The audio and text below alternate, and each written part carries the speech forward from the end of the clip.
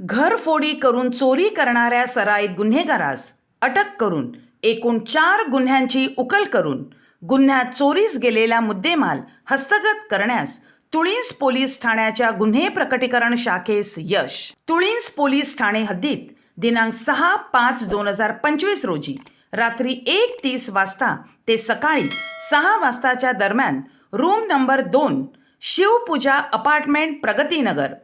हाय tension road, Nalasopara पूर्व, तालुका वसई, जिल्हा पालघर येथे फिर्यादी नामे यासीन हाबिद विश्वास, वय 25 वर्ष, राहणार प्रगतीनगर, हाय टेन्शन रोड, नालासोपारा पूर्व, तालुका वसई, जिल्हा पालघर यांच्या राहत्या घरी कोणीतरी अज्ञात आरोपी याने